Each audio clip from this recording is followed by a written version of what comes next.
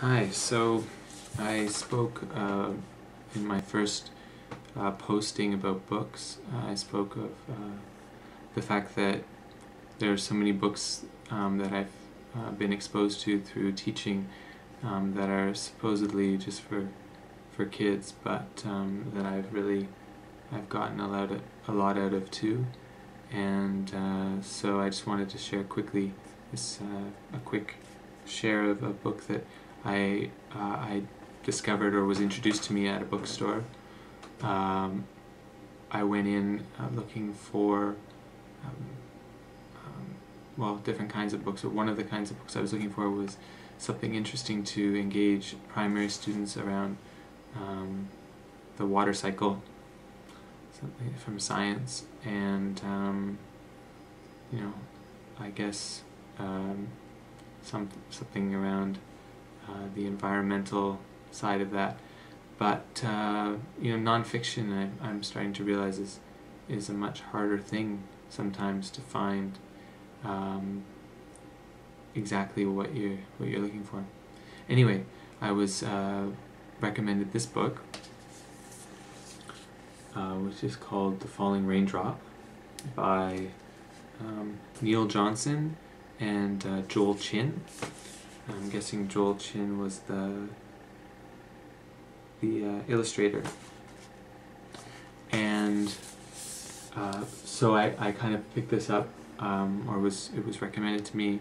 I was expecting, it was introduced to me as being something that talked about a raindrop going through the water cycle. And I discovered, so I guess maybe it was partly my expectation when reading it, and when I finished, I had a very different sense.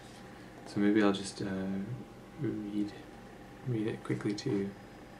It's called The Falling Raindrop, and the illustrations are quite simple. They're very nice. They kind of put me in mind of kind of Zen brush painting. But for that reason, I'll just read it like this. I don't know how successful the first with the rabbits, how much that was when I filmed it separately. But anyway, The Falling Raindrop by Neil Johnson and Joel Chin. It was a stormy day. Dark clouds gathered, the wind howled, lightning flashed, and thunder boomed.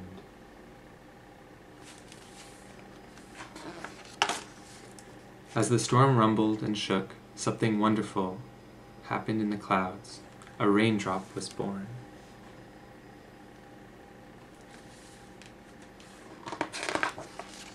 With a little gasp and a big smile, the raindrop began to fall. "I'm alive!" he shouted.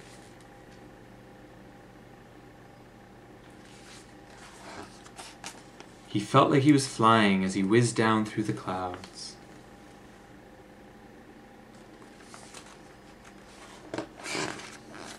He was the happiest raindrop in the whole wide world. Then suddenly he had a terrible thought, that he was falling instead of flying.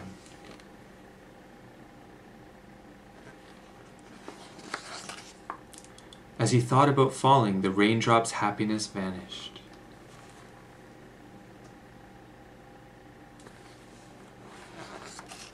He began to worry about crashing into a rock, or a road, or a field, or a house.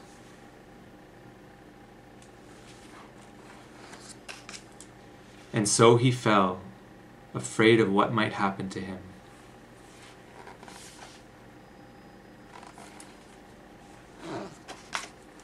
He missed out on the fun of skimming through the clouds. He missed out on the joy of riding on the wind. He missed out on the excitement of racing with other raindrops. He missed out on everything.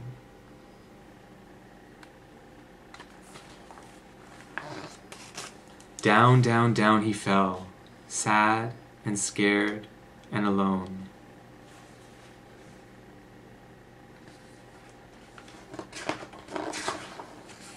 Then he saw something glowing bright on the ground far below.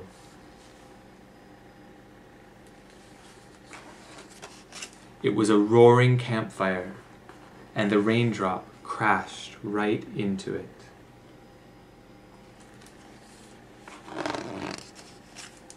For a few moments, nothing happened. Then a tiny cloud appeared.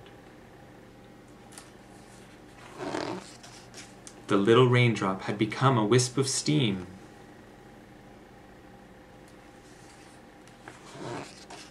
He had become light and airy, and, like all wisps of steam, he began rising.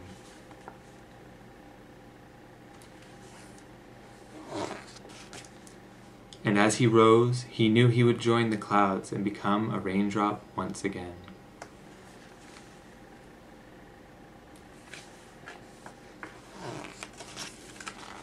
The end. So, very obviously a sweet story, but I mean, it's hard for me to guess how it might impact anybody else, but I just remember thinking that this was going to be a story about the water cycle, and then I guess caught me off guard that it was such a profoundly simple way of looking at life, and how our experience of life can be and is shaped by our anticipation, fears, constantly thinking about the future, I guess, or the past, depending on who you are.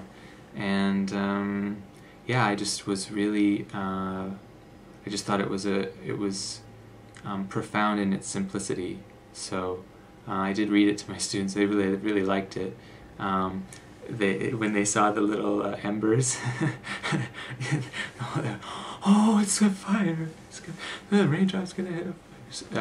Anyway, it was very cute. But yeah, I just wanted to share that with people because I thought that it was a wonderful little story, and I hope word gets out, and that people can share this with the people in their lives. Okay, till next time.